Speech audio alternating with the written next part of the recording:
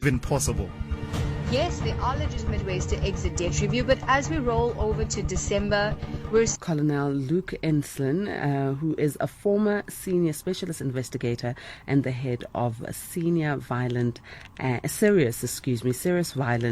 serious economic crime unit. Thank you very much for joining us, Colonel. How are you this evening? Thank you for having me. It's a pleasure to be with you. Look, it's also a pleasure to have you, but as South Africans, we've got so many questions to ask, and we are glad when we get specialists like yourself to come on air and just clarify for us.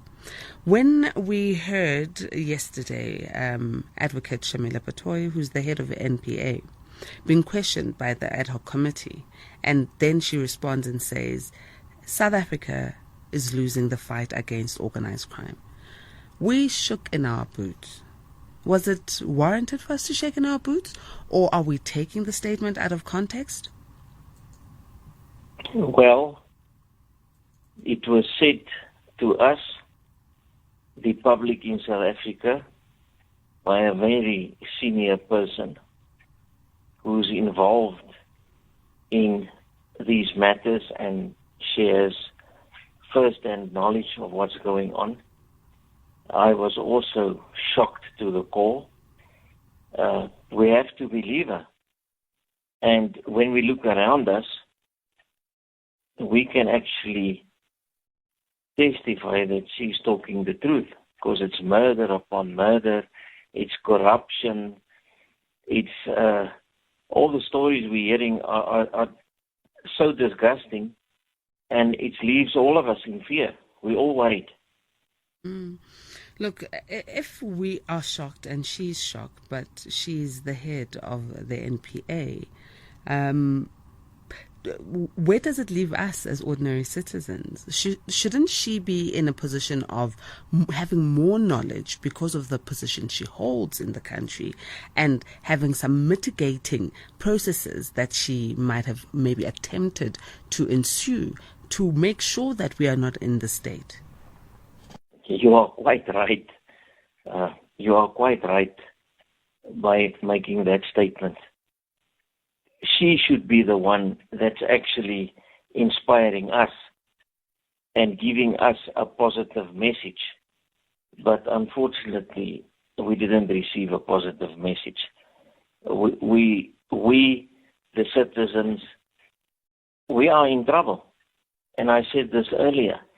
When I spoke to some of my colleagues, we are really in trouble. And it's even worse than many of us contemplated. It is worse.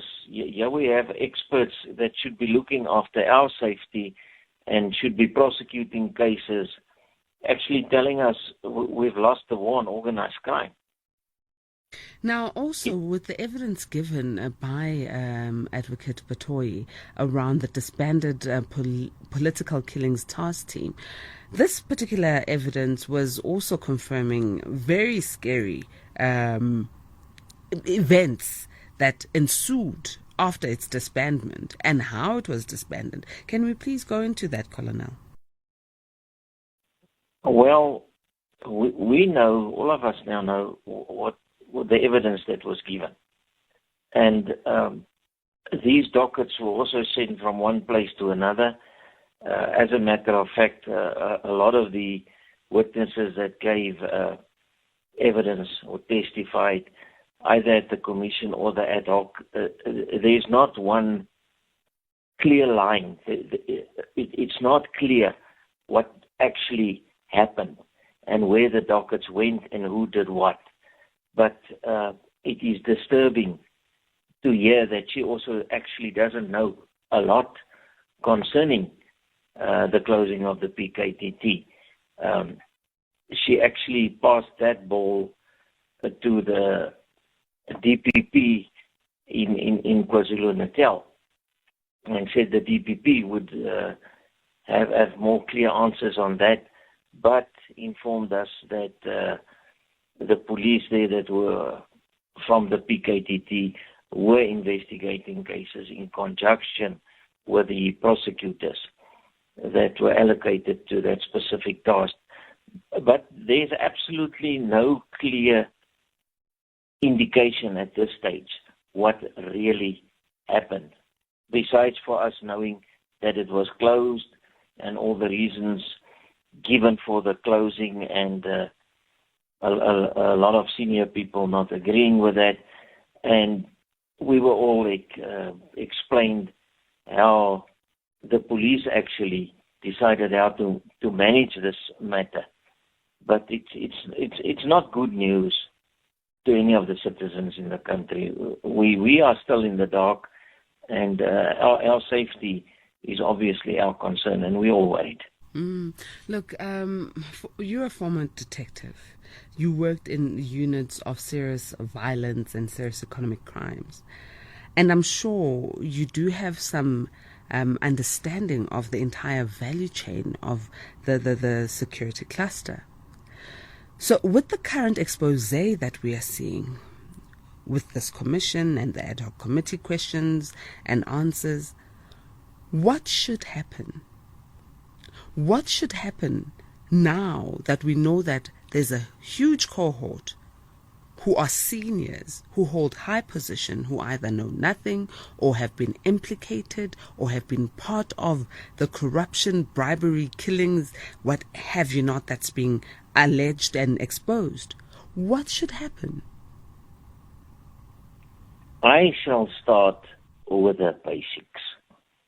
We need a strong NPA. We need capable people there. We need honest people there with integrity. We also need a strong, capable police. When I was there and we investigated serious matters, we were working in a close relationship with prosecutors. But that's not always possible. The police should act if they know there's something wrong.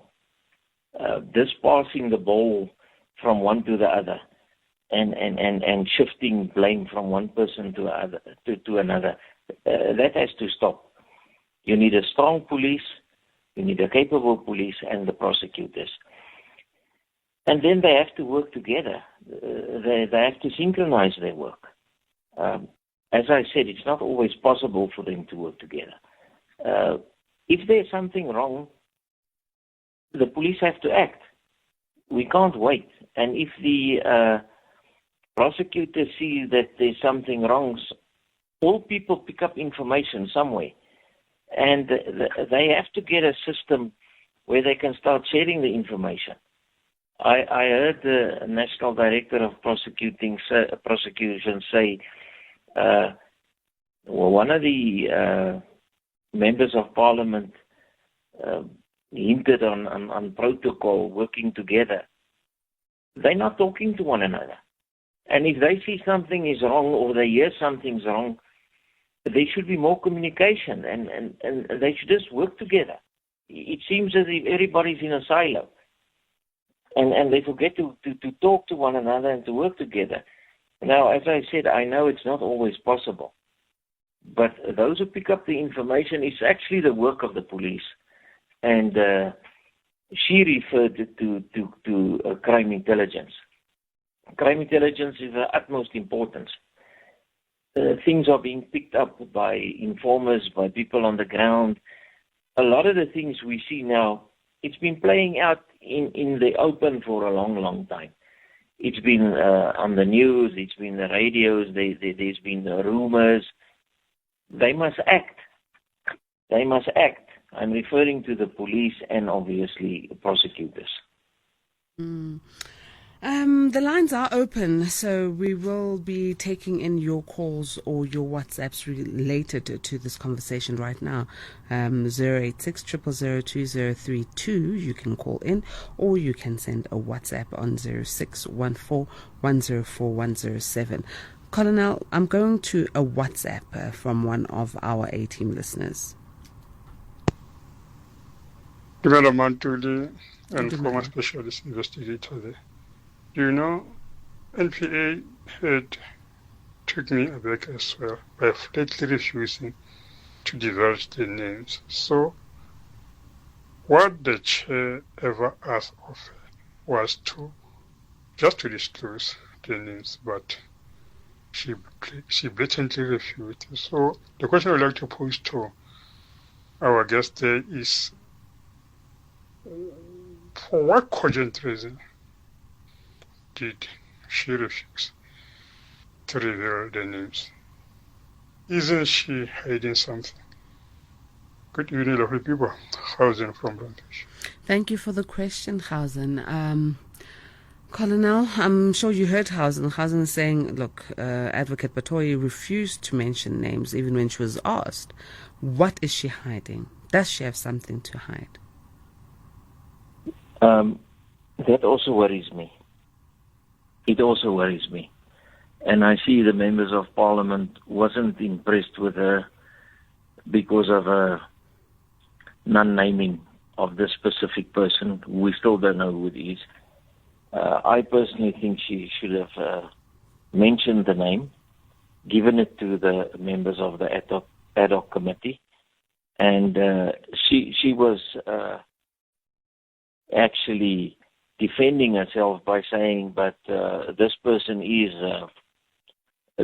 has been suspended, but the other matter this person doesn't know of." She was sitting in a parliamentary ad hoc committee. She's protected there.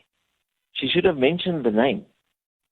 This is where I refer to strong people in the police as well in the prosecution authority. I can see no reason for protecting this person to the extent that she did. Well, the members of parliament weren't happy with that, but she then later said she'll give it in a closed session. But closed or this open doesn't session. satisfy the public at all. Exactly, yes, I was about to say, Colonel. Closed or open session. Confidence in the justice system, in law enforcement, has been lost through non-disclosure. So if it's a closed session, we'll still know it comes from her, because it has to be declared which witness testified and mentioned these names. And I wonder who it is. Could it be someone who holds a really high position? Could it be someone? The speculations. It's just too much. But I think this ad hoc committee is there to rekindle faith in the justice system, so that we can know where the rot is and know where we should start building as a country.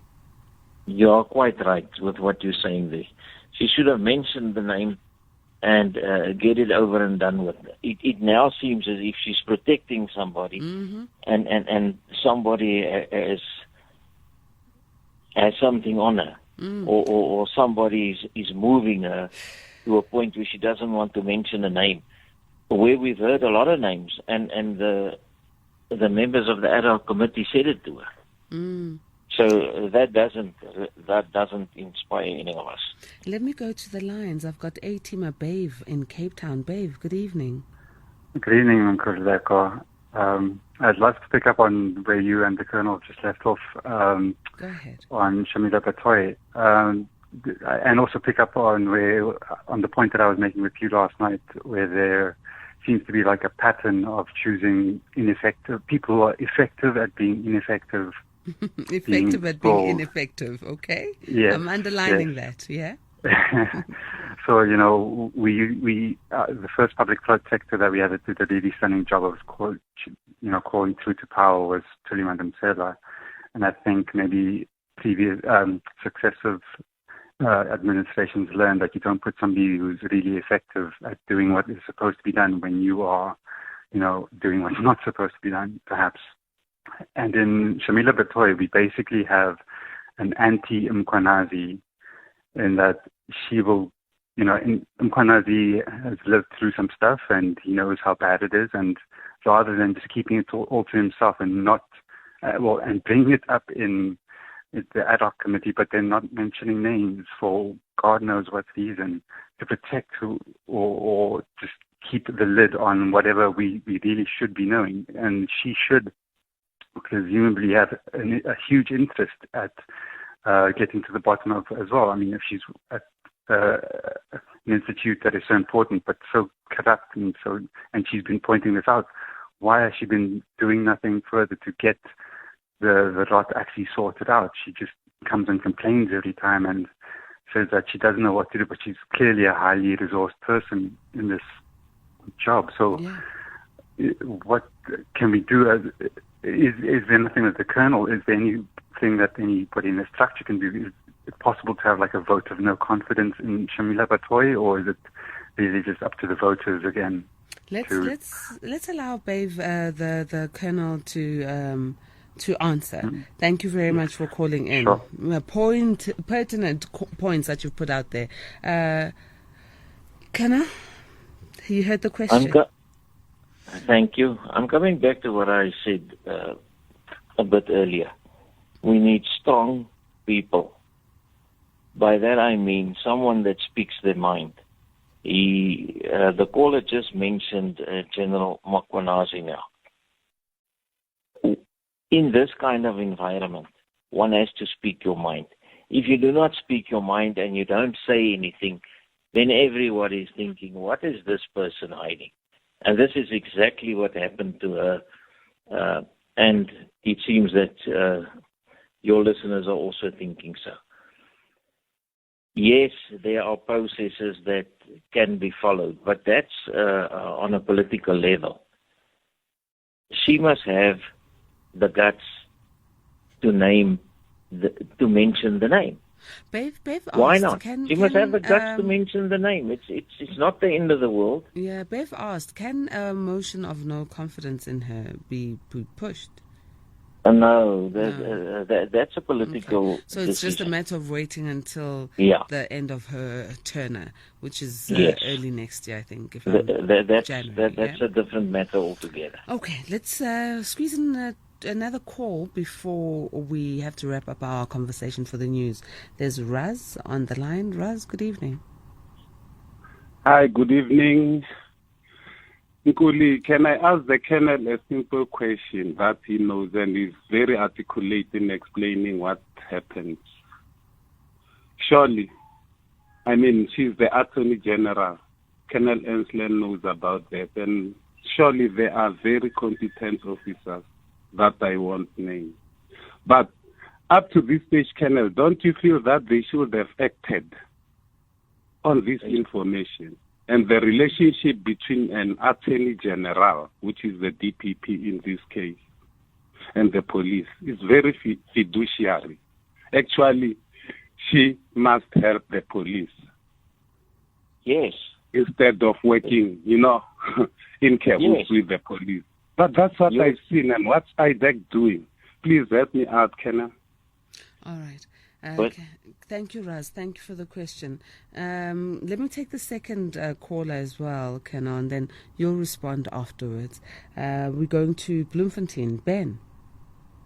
Good morning. Good evening. Good evening. Yeah, I'm used to you. The morning bliss, I know. Yeah, it's the evening. and our guest there. Mm-hmm. I just want to ask him to clarify when he says they must act, because this is what has been going on in my mind, that when you find a person in your house and then it's called an allegation, but the person is just crossed the line where you are secured and so forth, why is it still called an allegation?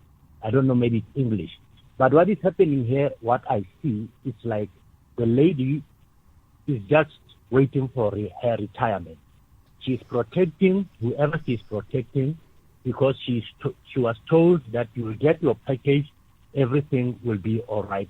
Just let it go down the drain.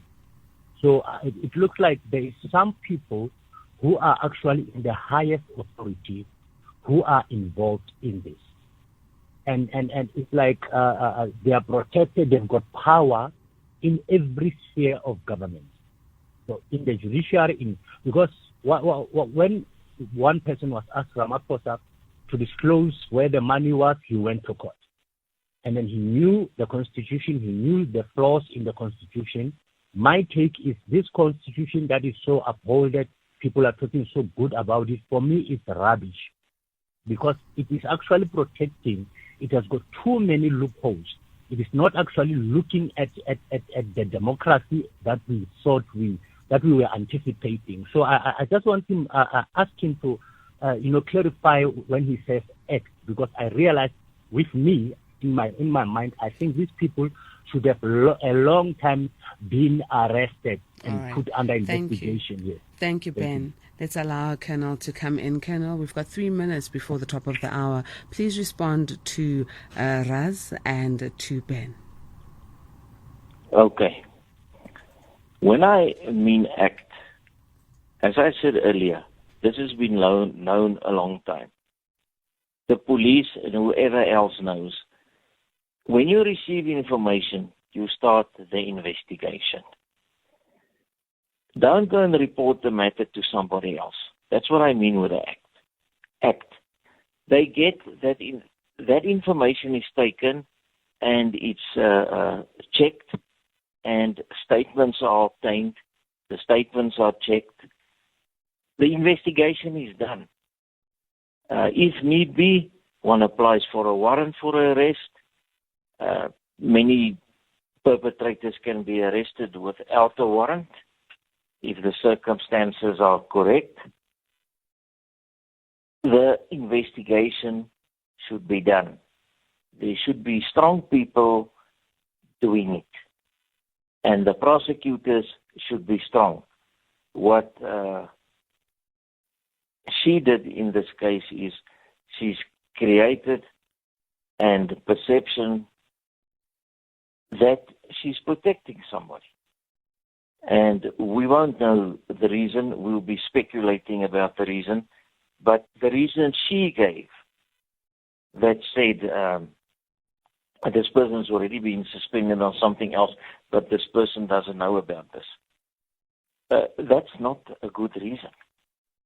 If the person's been suspended on something, that person knows there's something wrong there.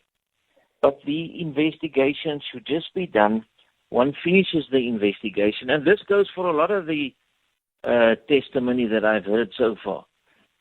The police can just carry on with the investigation, get everything done, get it sorted the way it should be, and start arresting the people. Don't wait. Is exactly what the callers now said. Why are we waiting for who? To do what?